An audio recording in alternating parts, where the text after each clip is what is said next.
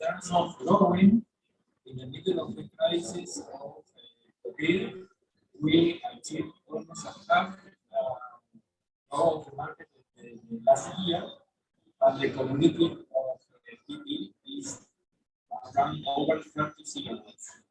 Next, please. In terms of future scenarios, we have three different scenarios, but the more optimistic one that usually we achieve is more than 30 gigawatts of the year addition for 2026. This is just the numbers all together, the scale, the consideration, all the niche of market in Latin America. Let's see the next one, please. Different models of catalyzation of the process of distributed generation. We have the tariff net billing and this right now for the markets. Again, net billing. See the barriers in the soft one and the strong one.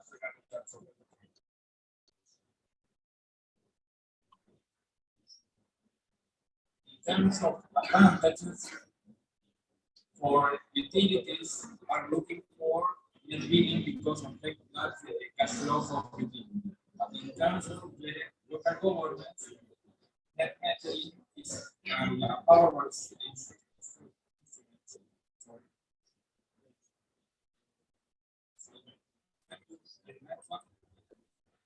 this is the model in Argentina. Why is it in Argentina? Because Argentina has huge subsidies in tariff of the transitional technologies. Copy from Chile, the model of net billing. We are consuming in our own houses, industrial and commercial, our own electricity, and selling only the excess of our electricity. As a result of the artificial low price subsidies, we have an atypical situation. The next one, please. No, one less. This one, thank you. We have a federal law, a net billing law. It's a national one, but every province have to ratify, and every wing one is under the law. The main demand in Argentina is 40% located in Buenos Aires area, and Córdoba concentrate the 50% of the total installations, a result not of the radiation, but yes about the tariff that is a 3 times the electricity tariff here is 3 times Buenos Aires one, and we have local financial support and local currency in Córdoba. As a result of that both issues, we switch soft barrier into the hard barrier because the rest of the country is just a part of the total installation. The capacity factor here is above 30%, and Córdoba is around 20–22%. Big capacity factor has less market than the median average speaking capacity factors. This usually happen in different countries, so different tariff with a different price. Here, the price of electricity is 3 times Buenos Aires, and a result of that, government is always paying less for renewable energy or solar energy, but the final user in Buenos Aires is paying less than the renewable energy, and in Córdoba is paying more than the renewable energy. That issue is the key in order to copy in other countries of Latin America. The following one, new niche of market. We are working a lot of in agro PV, but water pumping and end of distribution line and storage are very intensive growing markets. For Argentina, that is a producer of food worldwide, is a huge opportunity, agro PV. And next one, please. In terminal, all the electricity matrix in Argentina, we have a quota model. The quota model is a minimum per year till 2025, at least 20% of the electricity matrix must be from renewable. Half of them will be solar. The next one, please. This is how it's growing till 5 months ago. We are on track, but we need to follow the curve, more financial support, and here is where we can discuss about that, because Argentinians have no enough money in order to finance the decarbonization. You know, the policy about for this decarbonization, decentralization, democratization, and diversification. To do that, Argentina, to present the program of decarbonization 2050, need foreign investment. It's not possible without foreign investment. In terms of opportunities, what is happening in Argentina, there are the main topic, PPAs between privates. Privates buying electricity and private selling the electricity. And it's very strange right now, but are signing PPAs on very short time. Used to be no less than 15 years, and now they are private signing by 2 years. And to accomplish with Jose condition, to finalize, what we are doing, the last one, please. How we are working in Latin America task force. What is the idea of the task force?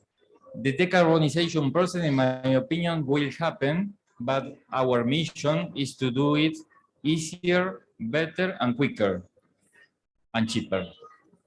And as a result of that, our idea is to exchange positive and non-positive experience for our region and for worldwide in order to let the countries that are underdeveloped to be faster in order to adopt the technology.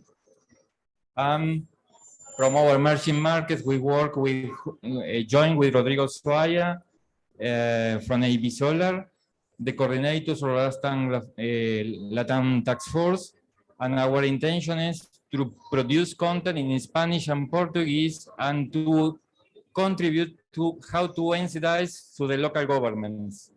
Sometimes coming from abroad in our governments is easier than for the locals. As a result of that, we are planning to support any local association to incentivize in the policy, in the local policy. Thank you.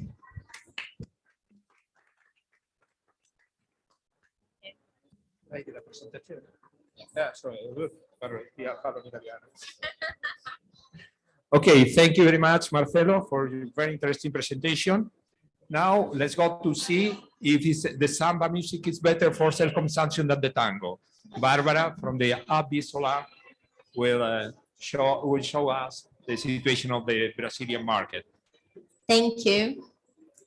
While I think we are getting ready with my presentation, I would just like to thank the opportunity for being here. I am Barbara. I'm the Vice President of the Board of the Brazilian Solar Photovoltaic Association, and I guess many of you are acquainted with Rodrigo, which is our CEO and has been doing a great job ahead of the solar market in Brazil. AB Solar represents the photovoltaic Brazilian industry locally and of course internationally as well. And the reason why we are grateful to have this presentation here today is that so we can discuss a bit of how the solar market is developing in the country. And I guess that if we have been following the market over the past years, you can probably see that since 2015, our market has taken a right or a left turn, depends on where you stand from, let's say. But definitely has been growing a lot, and we aim at finishing this year with over 25 gigawatts of installed capacity, which is definitely way more than we have, for example, 5 years ago. I now just going to make some conversation while we have my slides, but I think something that is very interesting to say is that I have been following this market for over 12 years now.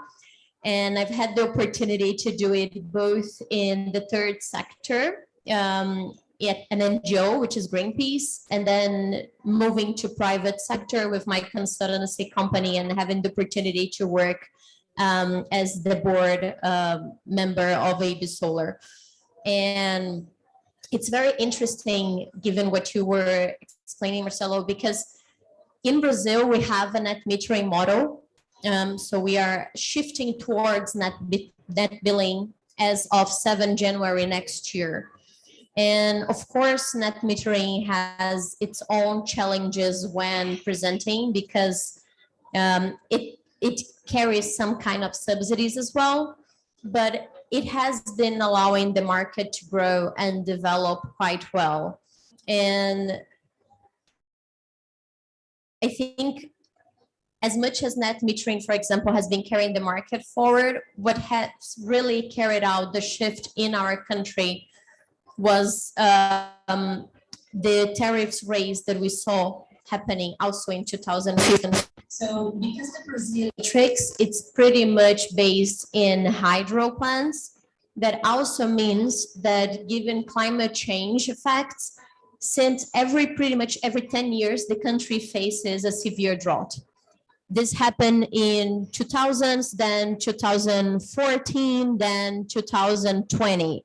So you can see that there is a pattern in the water droughts that we see in Brazil.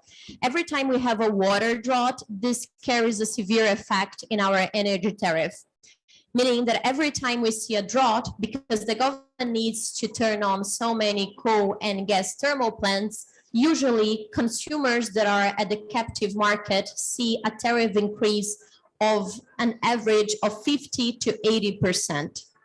So that tariff increase is actually, if we could draw a chart, we would see that this tariff increase actually coincides with how the solar market is growing in our